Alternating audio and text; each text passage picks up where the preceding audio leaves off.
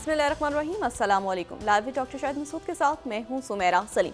नाज़रीन, सदर आसिफ अली जरदारी साहब से पेशावर में पार्टी रहनुमाओं ने मुलाकात की है और इंतखाबात में तहरीक इंसाफ से इत्तेहाद ना करने की हिदायत की गई है उन्हें, जबकि बाकी जमातों से इत्तेहाद का फैसला सूबाई क़यादत करेगी। तो दूसरी जानब लतीफ़ खोसा साहब ने पीपल्स पार्टी से राहें जुदा करते हुए पाकिस्तान तहरीक इंसाफ में शमूलियत इख्तियार करी है। इसके अलावा भी दीर मौज़ूआत पर आज हम गुफ्तगू करेंगे। स्टूडियो में हमारे साथ मौजूद हैं डॉक्टर शाहिद मसूद। अस्सलाम वालेकुम डॉक्टर साहब। डॉक्टर साहब, आसिफ अली जरदारी साहब ने आज जो है पेशावर में क़यादत से मुलाकात की और ये कहा गया है कि पाकिस्तान तहरीक इंसाफ से इत्तेहाद नहीं किया जाएगा। तो क्या आने वाले दिनों में मुस्लिम लीग नून से पीपल्स पार्टी इत्तेहाद करेगी? अभी वाज़ेह नहीं, लेकिन मैं आपको सिर्फ यहाँ पे ये बताऊँ कि ये अगले चंद रोज़ बहुत हंगामा खेज पाकिस्तान में, और उसकी वजह ये है कि इलेक्शंस की तरफ मुल्क जा रहा है जी तेज़ी के साथ। और जो रिटर्निंग ऑफिसर्स हैं, आरओज और डीआरओज, उनकी जो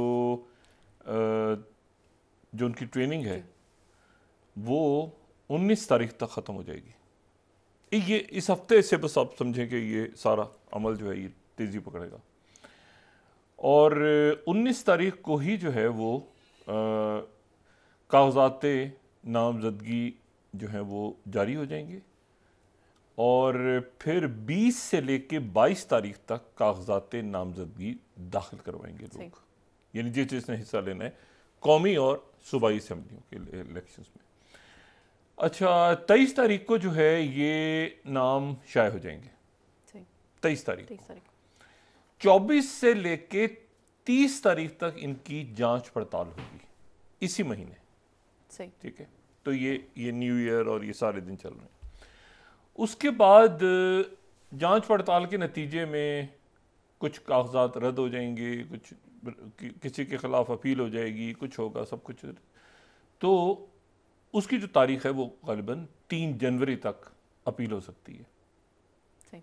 3 जनवरी तक किसी के खिलाफ भी हो सकती है। अगर किसी के कागजात रद्द हो जाएं तो वो जो है वो जा सकता है अपील कर, मतलब अपीलें होंगी, तो अपीलें और फिर जो भी यहाँ पे फैसले होंगे वो फिर इलेक्शन ट्रिब्यूनल्स तक चले जाएंगे। तो ये अपीलों का सिलसिला और क्या फैसला होता है हतमी, तो ये जो ट्रिब्यूनल्स हैं ये 10 तारीख तक अगले माह की, यानी आज 17 है तो आप देखें कि ये 10 तारीख तक ये अपीलें वगैरह सारी जो है ये ख़त्म, ये हो जाएगा सारा सिलसिला। अच्छा, उसके बाद जो है वो जो गैर हतमी लिस्ट है वो 11 तारीख को शाये होगी। अच्छा, 11 के बाद ये होगा कि उसमें फिर ये होगा कि किसी ने अपना नाम वापस लेना है, किसी ने वापस नहीं लेना, किसी ने विड्रॉ करना है, किसी ने, तो ये इसके एक दिन होगा 12 तारीख तक।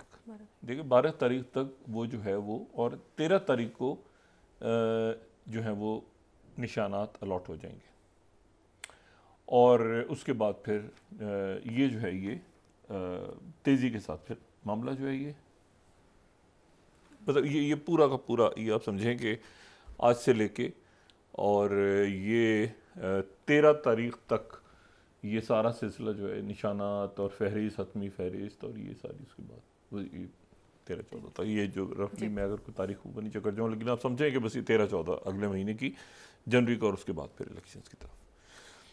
अब उसमें सब बंदियाँ होंगी, लोग मुख्तलिफ जमातें ज्वाइन करेंगे, कुछ आज़ाद लड़ेंगे, और इसमें अब जो है वो किस तरह से कौन मरकज़ में बैठेगा, हुकूमत किसकी बनेगी, अपोजिशन में कौन होगा, सूबे किसके पास जाएंगे, ये मामला अब तेज़ी के साथ होगा। ठीक है, और एक गैर यकीनी की कैफियत जो है वो ख़त्म हो चुकी है, और गैर यकीनी की कैफियत ख़त्म होने में सिर्फ सुप्रीम कोर्ट का ही रोल है, लेकिन उसके अलावा भी अवामिल हैं कि पाकिस्तान को एक जमहूरी प्रोसेस की तरफ जाना है।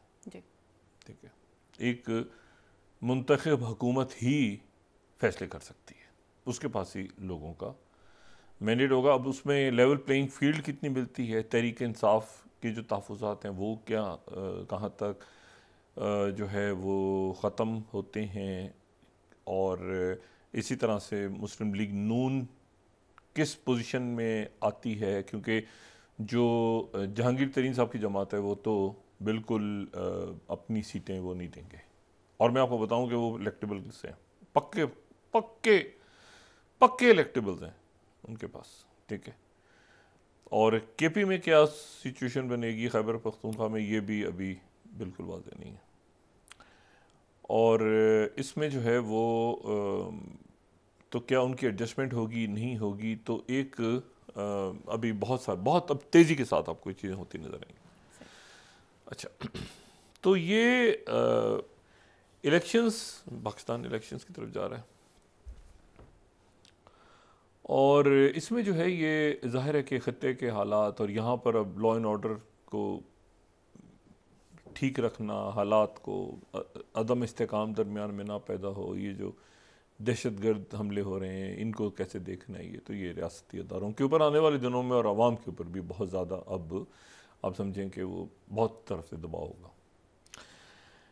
अच्छा, इसी दौरान जो है वो हम कई जंगों के साथ एंटर होंगे आने वाले चंद दिनों के बाद नए साल की तरफ, और उसमें जो मैंने कल भी बात की थी कि ये जो वेस्ट एशिया कह लें तो ज़्यादा बेहतर है मशरिक़ वस्ता की जगह, मगरबी एशिया चलें, मगरबी एशिया या वेस्ट एशिया जो है उसको, जिसको मशरिक़ वस्ता कहते हैं, तो उसको जो है वहाँ पर हालात बदतर हो रहे हैं। उसकी वजह यह है कि हमास के साथ जो कतर के जो वज़ीर आज़म और वज़ीर ख़ारजा, उनके साथ जो मोसाद चीफ़ की मुलाकात कल हुई, जो एक्चुअली कल नहीं, शायद वॉल स्ट्रीट जर्नल में एक ख़बर ये थी कि शायद वो कल होगी, एक हो चुकी है जुमे की शाम को। बहरहाल वो मुलाकात नाकाम हो गई, उसमें कोई फ़ैसला नहीं हो सका, और उसकी वजह यह है कि इस दफ़ा मुज़ाकरात से इनकार किया है हमास ने। उन्होंने कहा है कि बिल्कुल वाज़ेह तौर पे बताएं कि आगे आपने क्या करना है। ये कह गए 1-2 दिन की जंगबंदी और उसके बाद फिर कत्लेआम हो रहा है और ये वो सारा, ठीक है, उसके बाद आप पूरा एक प्लान बताएं कि क्या करना है, जंगबंदी करें, लोग छोड़ें क्या, वो बात आगे नहीं बढ़ी। और उसके ऊपर फिर CIA के जो चीफ़ हैं उनको भी आगाह किया, विलियम बर्न्स भी ऑन बोर्ड थे, और मुख्तलिफ जो ममालिक हैं उनके जो ज़ाहिर है कि जो अब्बास मुस्तफ़ा वो बड़े इजिप्ट के और बाकी अरब ममालिक और सबको ऑन बोर्ड लिया हुआ था कि भाई ये क्या टॉक्स किसी नतीजे पे नहीं पहुंची। उसके बाद जो है वो अगले जो अभी आज किसी वक्त जो है या आज सुबह ऑस्टिन लॉयड सेक्रेटरी दिफा जो हैं, मैं US डिपार्टमेंट ऑफ, ये जो पहली स्लाइड है डिपार्टमेंट ऑफ डिफेंस की है ग़ालिबन, तो ये जो है ये सेक्रेटरी दाखिला जो है ये अपना सफ़र शुरू कर चुके हैं, ठीक है, और ये आ रहे हैं इसराइल, कतर, बहरीन, 3 मुल्कों में जाएंगे। इसराइल पहले, फिर कतर और फिर बहरीन। अच्छा, इसराइल तो इसलिए जाएंगे कि वहाँ पर नेतन्याहू को जाके कहेंगे कि अच्छा ये एक थोड़ी सी हमें बाइडेन इंतज़ामिया जो है, मुझे नहीं पता कि ये बाइडेन इंतज़ामिया अगला इलेक्शन में इनके कैंडिडेट्स कौन से होंगे, लेकिन ये बहुत बड़ा बर्डन इन तमाम जंगों का ये लेके इलेक्शन ईयर की तरफ ये बाइडेन इंतज़ामिया जा रही है। तो हो सकता है कि मिशेल ओबामा जो है वो इनकी तरफ से कैंडिडेट आ जाए, मैं उनको रूल आउट नहीं कर रहा। अमेरिका में इनकी तरफ से हो सकता है कोई और हो, लेकिन हो सकता है इनकी तरफ से मिशेल ओबामा आ जाए। ओबामा तो आ नहीं सकते 2 दफ़ा वो, लेकिन मिशेल ओबामा के इम्कानात हैं। और अगर ट्रंप खड़े होते हैं सामने, और ट्रंप ही खड़े होंगे उस तरफ से, तो क्लैरिटी है बहुत, तो ये मुमकिन है कोई और उम्मीदवार हो। लेकिन मैं एक यूं ही मैंने बात की है कि ग़ालिबन जो है वो मिशेल ओबामा बमुकाबला, तो बाइडेन भी खड़े हो सकते हैं, लेकिन बाइडेन के ऊपर तकसीम बहुत ज़्यादा तकसीम हो चुकी है वहाँ पे, और उसके ये इतनी जंगों के और तमाम जो गड़बड़ हुई है उसमें मेरा नहीं ख्याल कि हो भी सकता है कि ये आगे प्राइमरीज वगैरह से निकल के आगे चले जाएं, लेकिन ये कि बाइडेन इंतज़ामिया कोई अच्छा इम्पैक्ट छोड़ के नहीं जा रही दुनिया पे। तो लेकिन एक अदब सी बात यह है कि जो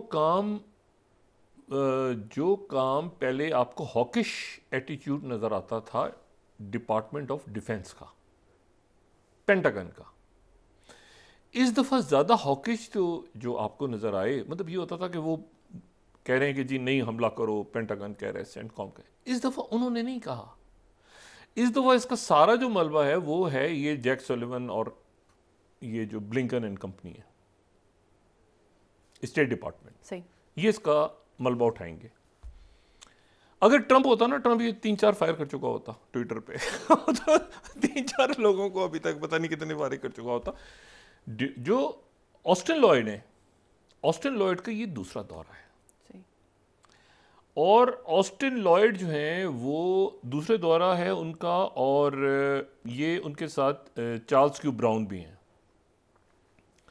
चार्ल्स क्यू ब्राउन, अच्छा चार्ल्स क्यू ब्राउन जो हैं वो अभी कुछ महीने पहले वो अमेरिका के चेयरमैन जॉइंट का उन्होंने ओहदा संभाला है, मार्क मिले की जगह, ठीक है। तो वो जो है वो उनकी जगह वो आए हैं, और ये पहली दफ़ा अमेरिकी तारीख में हुआ है कि दोनों शख्सियत जो हैं वो अफ्रीकन अमेरिकन है, यानी सेक्रेटरी दिफा भी। इससे पहले सेक्रेटरी दिफा जो थे, मेरा ख्याल है कि वो एक ही थे, या चेयरमैन जॉइंट, नॉट सेक्रेटरी दिफा, चेयरमैन जॉइंट जो हैं वो थे कॉलिन पाल, जो अफ्रीकन अमेरिकन थे, कॉलिन पाल। तो ये जो हैं ये दूसरे अफ्रीकन अमेरिकन, और ये पायलट, ये एयरफोर्स के सरबराह थे, और एज अ फिर एयरफोर्स से ये आके चेयरमैन जॉइंट अमेरिका के बने। और इनकी बड़ी यानी प्रॉपर जिसे कहना चाहिए ना कि प्रोफेशनल सोल्जर्स। अच्छा, ऑस्टिन लॉयड जो हैं, ऑस्टिन लॉयड सेंटकॉम को भी देख चुके हैं। अब वो आप देखें कि ये उनका सिर्फ दूसरा दौर है। उन्होंने इसको शुरू से ही, देखें होता ये है कि जो ये आते हैं ना हमारे, मतलब वहाँ पर भी एक इस्टेब्लिशमेंट का तो रोल है ना, फौजियों का एक्सपीरियंस ज़्यादा होता है, वो क्या करें, लेकिन वहाँ पर सियासतदानों का भी ज़्यादा होता है, वो भी गवर्नर्स रहते हैं, कांग्रेस में रहते हैं, तो वहाँ पर ये हमारे वाला हाल नहीं होता कि इधर से छलांग मार के डेमोक्रेट उधर चले जाएं, उधर से उधर चले जाएं, उधर सब बंदियाँ हो जाएं, उधर से एक डेमोक्रेटिक पेट्रियट निकला है तो उधर से रिपब्लिकन में से, नून में से शीन निकला है तो उधर से एक का बल्ला छिन के उसके सर पे गिर जाए तो उसके पास से शेयर, मतलब उनके यहाँ तो कोई है, बहरहाल जैसा भी है एक सिस्टम है उनके यहाँ। तो जो है वो मतलब उनके, क्योंकि कमेटीज वगैरह बैठते हैं तो वो भी समझते हैं, सारी क्लासिफाइड ब्रीफिंग्स हो रही हैं तो वो ट्रेंड होते हैं, लेकिन ये भी ट्रेंड होते हैं। तो एक अच्छा सा उनका एक सिस्टम बना हुआ, जो इस वक्त कुछ उसमें बहुत ज़्यादा, क्योंकि फिर पर्सनैलिटीज़ का जो अपना होता है ना वो ओवर को, वो फिर नेशनल और वो बाकी मामला की बस मैंने कह दिए, मैं तो ऐसे कहूँगा, तो हॉकिश आ जाते हैं बीच में। और जॉन बोल्टन टाइप करेक्टर आ गए थे ना पहले, तो वो आके तो सारे मामलात को ख़राब कर देते हैं। तो अब इसलिए ये मैं ये कह रहा हूँ कि जो स्टेट डिपार्टमेंट को करना चाहिए था कि जो सॉफ्ट डिप्लोमेसी, कामयाब डिप्लोमेसी सक्सेस हो रही है, ठीक हो रहा है, ब्लिंकन आए इतनी दफ़ा, जैक सुलिवन आए तो ठीक है, ओके, यूएसएड है, बाकी सॉफ्ट इमेज होता है। उन्होंने बिल्कुल ऐसे बिहेव किए जैसे कि न्यू कॉन्स होते हैं ना। और ये जो ऑस्टिन लॉयड हैं, ये वो शख्स हैं जो कहते रहे बार बार ऑन रिकॉर्ड कि देखें जंगें और ये जो गुरिल्ला है, लेकिन जाहिर है कि प्रेसिडेंट कह रहा है, बाकी सब कह रहे हैं, ठीक है, ओके फाइन, लेकिन ये कभी उसमें नहीं थे कि जी जहाज जो है वो, आप देखें कि इन्होंने रिस्ट्रेन का मुजाहरा किया है बहुत ज़्यादा, और इन्होंने कहा कि ये गुरिल्ला वॉरफेयर में मैं मुतमईन नहीं हूँ। जिस अंदाज में कह सकते थे इसराइल पे तनकीद जितनी हो सकती है वहाँ बैठ के, उतनी वो की उन्होंने कहा कि ये ग्राउंड ऑफेंसिव ना करो, ठीक है। उसकी वजह ये कि अफगानिस्तान में और यहाँ पर, जो कल भी मैं बात कर चुका हूँ कि जी बमबारी के बाद अब वो जनाब इसराइल पहुँचेंगे, इसराइल से वो जाएंगे बहरीन जाएंगे, 5वां बेड़ा, कतर जाएंगे, उदय एयरबेस बड़ी कतर में सेंटकॉम, और फिर वो जो है वो यूएसएस जेरड फोर्ड पे भी जाएंगे, ये उस बहरी जहाज़ का भी दौरा करेंगे, ठीक है, जो यहाँ पे मौजूद है ईस्टर्न मेडिटेरियन में। अच्छा, ये जो इनका दौरा है तो इसके साथ ही वहाँ से 2 इतलात आ रही हैं। एक तो इतला ये आ रही है कि जी ये ख़त्म हो गया, ये मुज़ाकरात टूट गए। दूसरी बात ये कि मज़ीद 2 फ़ौजी और इसराइल के, तो ये कोई 126 हो गई है तादाद कोई 124 कह रहा है, 126 कह रहा है, कोई वहाँ के मकामी लोग तो 130 तक कह रहे हैं। लोग सड़कों पे हैं, तल अवीव में मुजाहरे हो रहे हैं, और दोबारा मतलब इतनी बमबारी के बाद भी हमास के पास इतनी पावर है कि उन्होंने तल अवीव के ऊपर भी वो रॉकेट दाग रहे हैं। ये इधर से मगरबी किनारे के ऊपर और जनीन और इन कैंपों में गोलियां चला रहे हैं, मार रहे हैं लोगों को। यहाँ से उधर से वो जो उनसे हो रहा है वो हमास वाले रॉकेट फायर कर रहे हैं। तो यानी आप ये देखें कि 7 अक्टूबर से लेके और ये 17 दिसंबर तक वो ना कोई हमास का लीडर या जिनवर और बाकी सारे जो है वो, तो ये एसिमेट्रिक वॉरफेयर।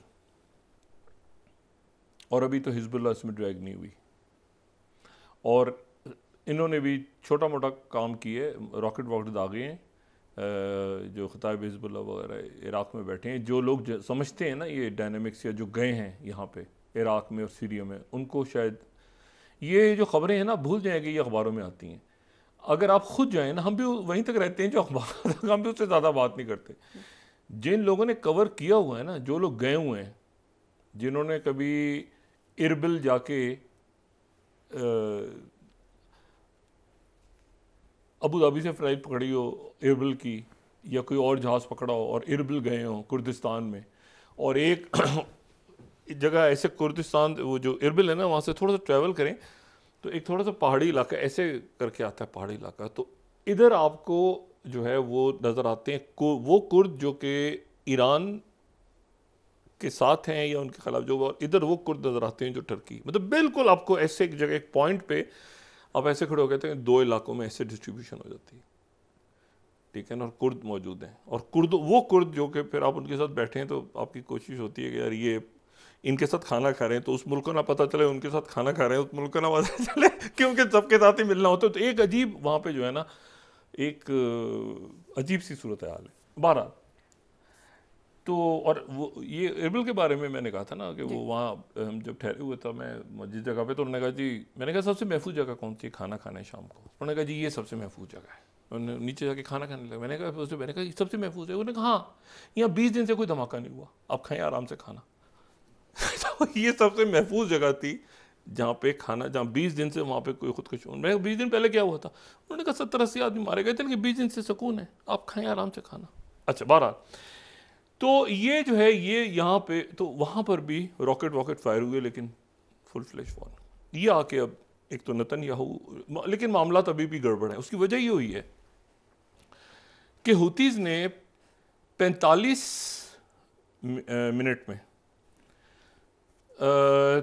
14 तो रॉकेट दागे हैं अमेरिकन शिप्स के ऊपर, यूएसएस कार्नी। अगर मैं सेंट कॉम के हम दिखा सकें प्रेस जो उनकी, अगर हमारे पास उनका हो, तो 14 तो इन्होंने डाले हैं, दाग दी हैं यूएसएस कार्नी पे, ठीक है।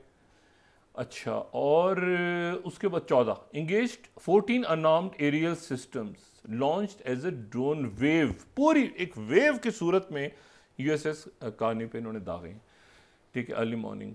और फिर उसके बाद जो है वो कोई डैमेज नहीं हुआ, लेकिन आप ये देखें कि ये, और ये उसके बाद एक जो है वो इन्होंने दागा है HMS डायमंड पे, जो कि बरतानिया का है, ठीक है।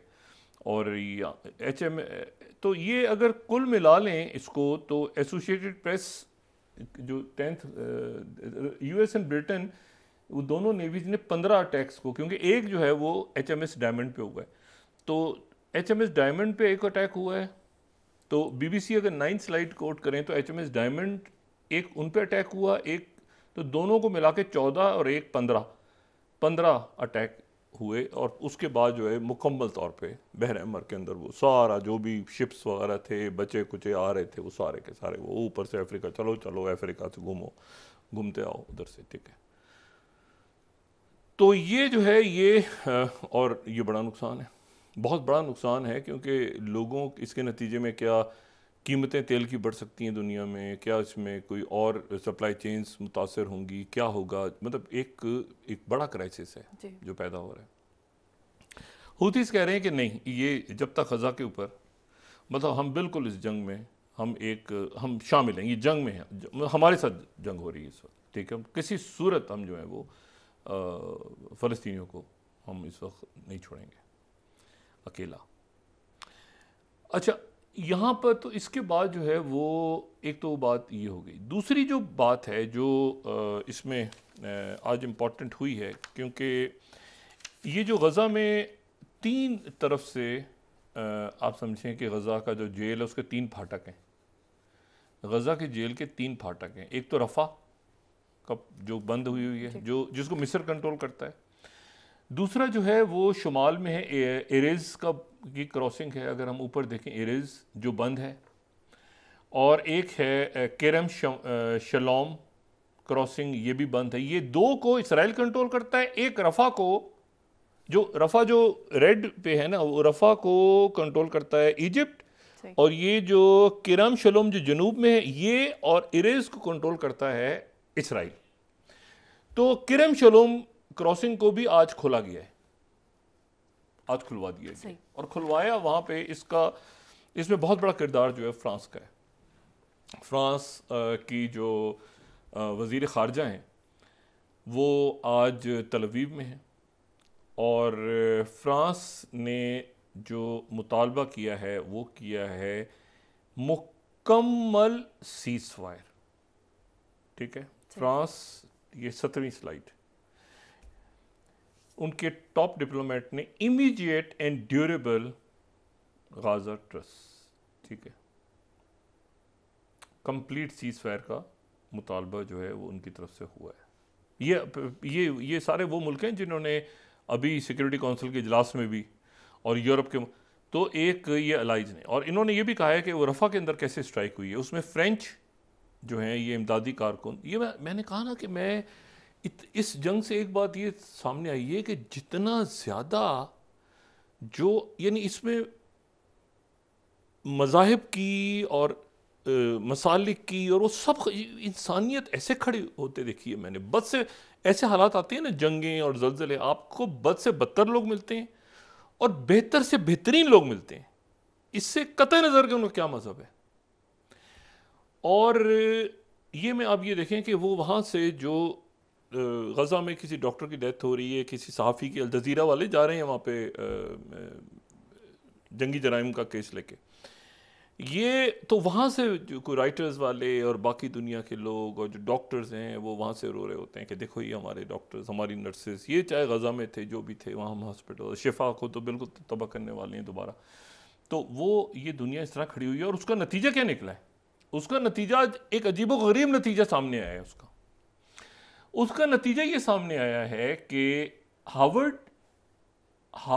और हैरिस, ये एक दो बड़े अदारे हैं जो रायमा का जायज़ा लेते हैं, पोल्स का। उसमें उन्होंने जायज़ा लिया है तो जनाब अमेरिका में उन्होंने हज़ारों लोगों की रायमा पूछी है, तो वहाँ पे 18 से 24 साल के जो नौजवान हैं उनमें से 51% कहते हैं कि इसराइल का वजूद ख़त्म हो जाना चाहिए, अमेरिकन्स। ये मैं यहाँ कोट कर रहा हूँ, आप ज़रा देखें किस तरह कैसी बातें करते हैं।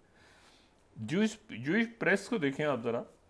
हैरिस पोल फाइंड्स के 51% ऑफ अमेरिकन जिनकी एजें 18 से 24 साल हैं want Israel ended and given to Hamas. ये अच्छा, इसको पोल को शायद भी जूइश प्रेस कर रहा है। अच्छा चलें, आप कहेंगे जूइश प्रेस क्यों कर रहा है? आगे जो जेरूशलम पोस्ट लिख रहा है, यर अमेरिकन बिलीव कि ज्यूज आर ओप्रेसर्स, ये जालिम है, जाबिर है, यंग अमेरिकन का ये ख्याल है, और कॉल्स फॉर जेनोसाइड, जो जेनोसाइड कहा जा रहा है वो बिल्कुल ठीक है। अच्छा, फिर टाइम्स ऑफ इसराइल इसी खबर को दे रहा है, वो कह रहा है पोल के सामने क्या है कि मोस्ट 11वीं slide, most young American think Israel should be ended, खत्म कर देना चाहिए इसराइल को, and given to Hamas, Hamas के हैंड ओवर कर देना चाहिए। ये वहां का पोल है,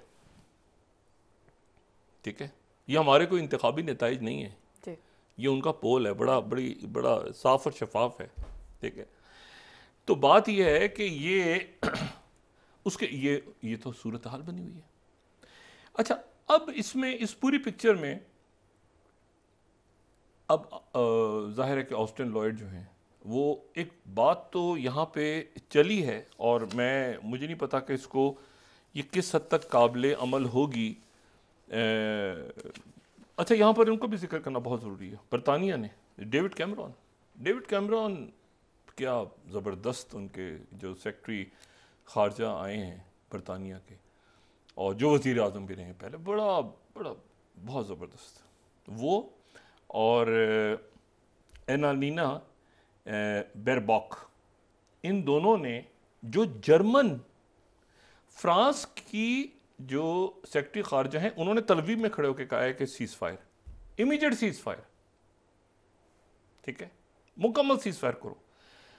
और जो डेविड कैमरॉन और एनालिना बेरबॉक हैं उन्होंने आज संडे टाइम्स, जाहिर है कि बड़ा संडे टाइम्स के अंदर उन्होंने मजमून छापा है, मजमून लिखा है उन्होंने, और उस मजमून का टाइटल ये है कि why the UK and Germany back a sustainable cease fire. दोनों ने, दो मुल्कों के फॉरेन सेक्रेटरीज ने ये मजमून लिखा है, the foreign secretary and his German counterpart on all parties too, ठीक है, और two state solution for Israel Palestine, ठीक। ये वो मौक़िफ़ है जो पाकिस्तान का मौक़िफ़ है, जो दुनिया का मौक़िफ़ है, जो अमेरिका भागा हुआ है जिससे, और इसराइल भागा हुआ। अमेरिका की भी अक्सरियत नहीं, कुछ लोग ये कुछ लोग हमेशा घुस जाते हैं, ठीक है ना, और वो बीच में जाके सारा मामला को ख़राब करते हैं। अच्छा, और ये मैं उम्मीद करता हूँ कि बाकी जो लोग हैं ना, जैसे ऑस्टिन लॉयड हैं या और बहुत सारे लोग हैं, सेक्रेटरी ब्लिंकन भी कहीं दरमियान में लग रहा था कि वो कामयाब हो जाएंगे। जैक सलिवन के ऊपर ज़्यादा मलबा है, जैक सलिवन सबसे इसमें उनका रोल बड़ा अजीब सा है, लेकिन सेक्रेटरी ब्लिंकन कहीं चाहते थे कि सीज़ फायर हो जाए कि नहीं हो जाए, कि बात करते थे, नहीं, वो दरमियान में फंस के रह गए। अच्छा, और वो उनका तो पता ही नहीं ना वो किधर है। नायब सदर मोहतरमा कैमला हैरिस भी होती थी कहीं, उनका तो पता ही नहीं चला इस पूरे किस्से में वो हैं भी कहीं या नहीं है। नायब सदर बड़े तगड़े होते हैं अमेरिका में।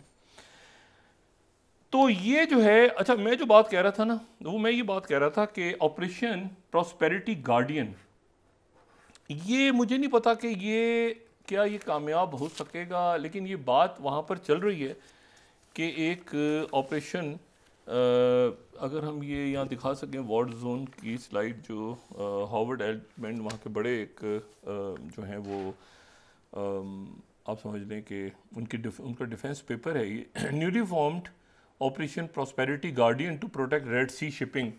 अच्छा, ये जो है ये 7वीं स्लाइड है गालिबन।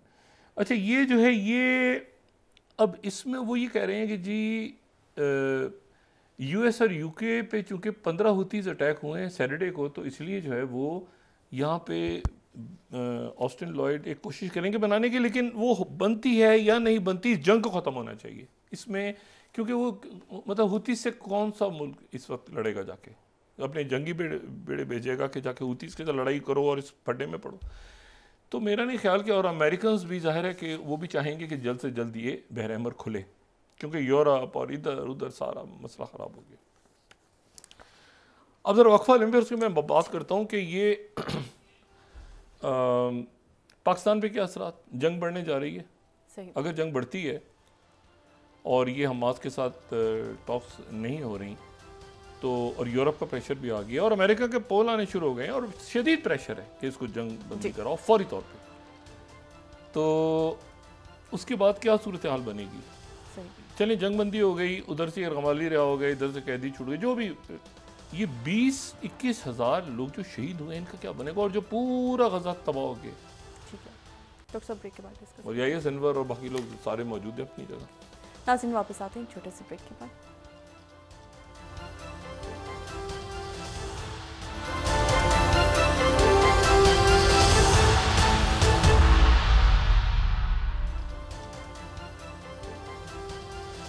वेलकम बैक नाज़रीन।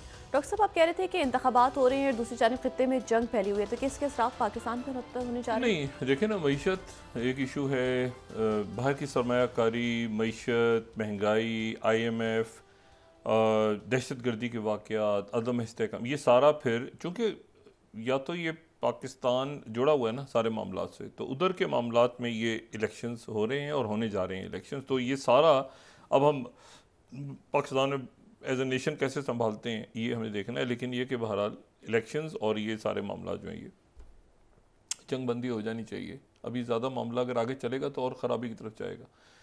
तो ये यूरोप आ गया पूरा। देखें ना, यूरो न्यूज़ में अभी आज देख रहा था, तो यूरो न्यूज़ ने लिखा है कि France is the latest nation to call for trust. अच्छा, नेतन्याहू कह रहे हैं आखिर तक जंग लड़ूंगा, 18वीं स्लाइड।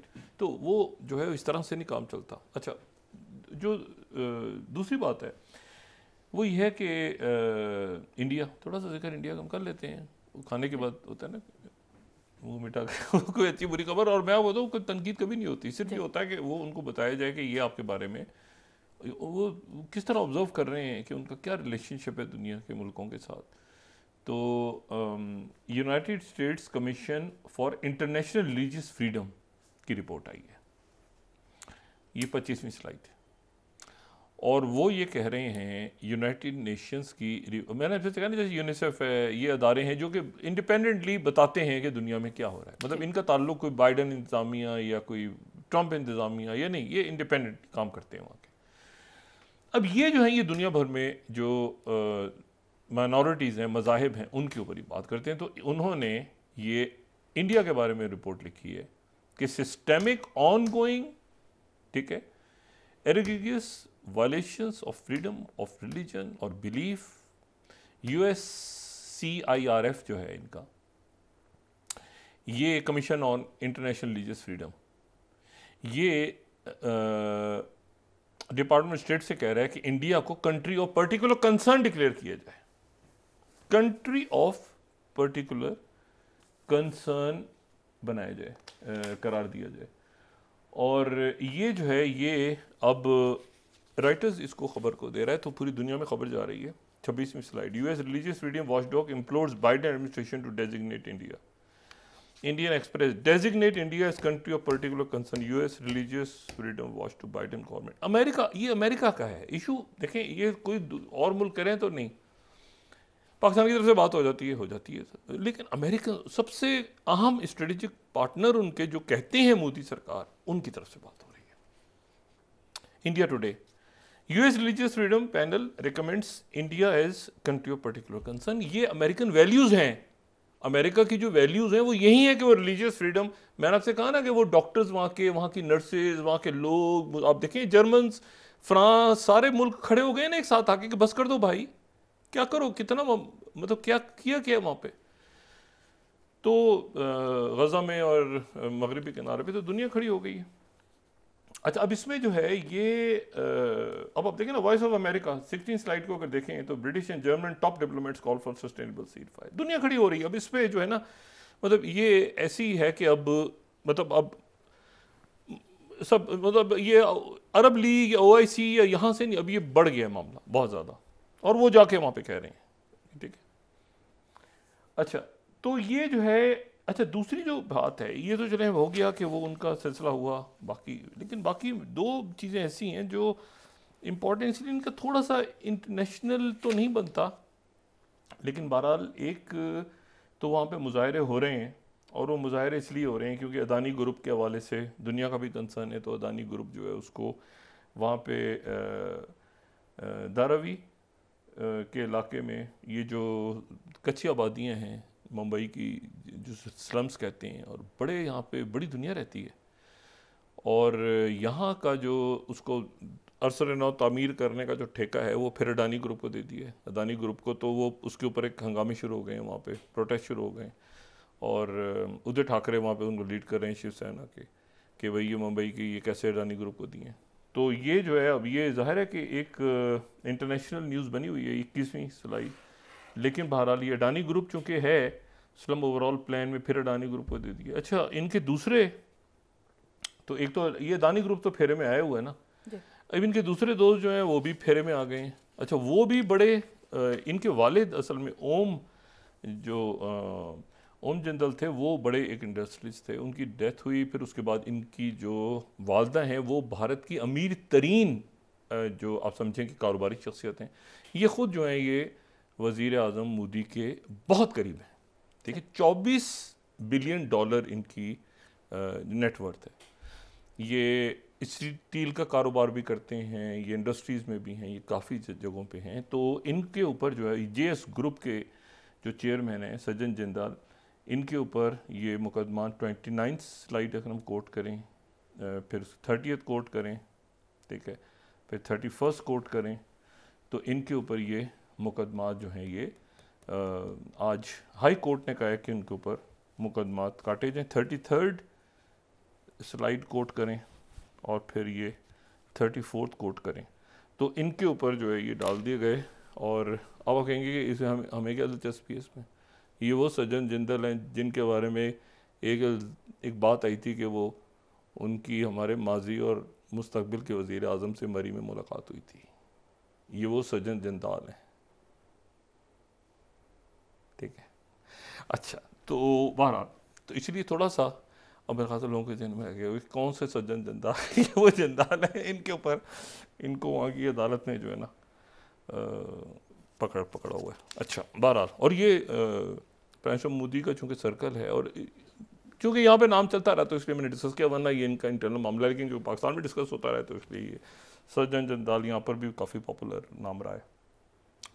तो अब ये है कि अब ये इससे कैसे निकलते हैं हम, इलेक्शंस की तरफ हमने जाना है, यहाँ पे माशी इस्तेहकाम होना चाहिए, यहाँ पर जो है वो सिक्योरिटी का इश्यूज़ कंसर्न्स हैं सारे वो ठीक रखने हैं, दरमियान में मतलब ये अगले 2-3 महीने ऐसे हैं कि जिस पे मतलब और ख़िता के हालात बहुत ही अनसर्टन है। मतलब आप देखें ना, कुछ सोच भी नहीं सकता था 2-3 महीने पहले कि जनाब ये बहर अमर की जो ग्लोबल सप्लाई चेंजें बंद हो जाएंगी, उसके नतीजे में महंगाई हो सकती है, नहीं भी हो सकती, उसको काबू रखना। ये नहीं कि जी वो बहर अमर में हुती से लड़ाई हो रही है तो कीमतें बढ़ा दो यहाँ पे, ये नहीं, मतलब बहुत सारी चीज़ों को रियासत ने अब खुद भी हम लोगों ने देखना है अपने आप को कि इस वक्त जो है हम ये देखें कि भाई क्या हो रहा है हमारे लोगों के साथ, दुनिया के साथ क्या हो रहा है, तो थोड़ा सा ज़रा सुकून से हालात को संभाल के रखें। तो ये कल से शुरू होने वाला जो हफ्ता है उसमें ये भी ऐलान होना है कि बल्ले का निशान मिलता है कि नहीं मिलता, ये भी एक ऐलान होना है तहरीक इंसाफ को। तो काफ़ी कुछ है, और फिर सीट एडजस्टमेंट्स कैसे होंगी, कौन किसके सामने खड़ा होगा, कैसे होगा, और तो ये जो है अगले चंद दिन ये बहुत अहम है, और ये कल से सिलसिला शुरू हो जाएगा। जी, बहुत शुक्रिया डॉक्टर साहब। नाज़रीन, इसके साथ ही आज का प्रोग्राम अपने अख्ताम को पहुंचा। मुझे सुमेरा सलीम को दीजिए इजाज़त। अल्लाह निगहबान। जी डॉक्टर साहब, अपने दोस्तों रिश्तेदारों के के लोगों का सब ख्याल रखिएगा। अल्लाह हाफ़िज़।